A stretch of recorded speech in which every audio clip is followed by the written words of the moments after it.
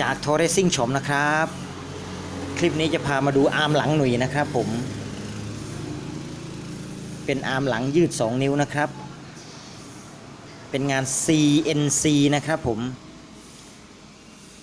ตัวนี้เป็นสีน้ำเงินนะครับยืด2นิ้วของเวฟ 125R เวฟ 110i ดีมซุปเปอร์คัพเวฟปลาวานเวฟ100สแมทใส่ได้นะครับผมอาร์มตัวนี้จะแตกต่างนะครับเป็นปี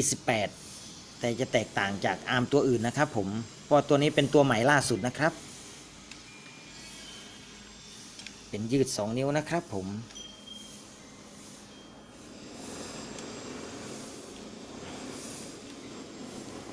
นี่นะครับตัวคำว่าหนุ่ย Racing Project จะเป็นตัวสลักนะครับเป็นสลักติดกับตัวอาร์มเลยนะครับผมเป็นงาน CNC เลยนะครับผม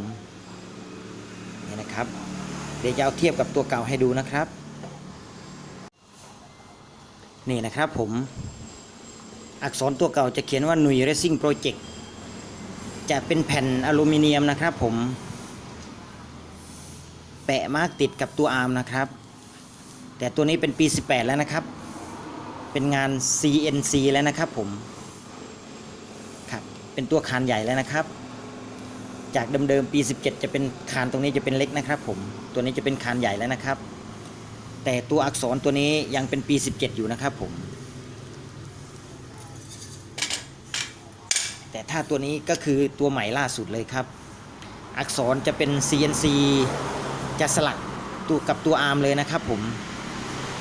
ตัวนี้เป็นตัวใหม่ล่าสุดนะครับเป็นของหนุ่ย Racing Project ตัว18จะเป็นใหม่ล่าสุดนะครับนี่นะครับผม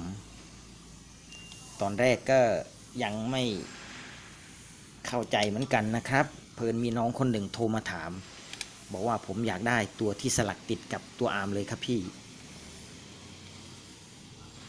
ก็เลยถามเซลล์ดูเซลล์ก็บอกว่าใช่ครับก็เลยเอามารีวิวให้น้องดูนะครับผม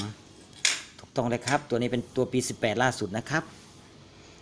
ใครท่านใดสนใจก็ทักไลน์ได้นะครับผมจากทอเรซิ่งช็อปนะครับสำหรับคลิปนี้ก็สวัสดีครับผม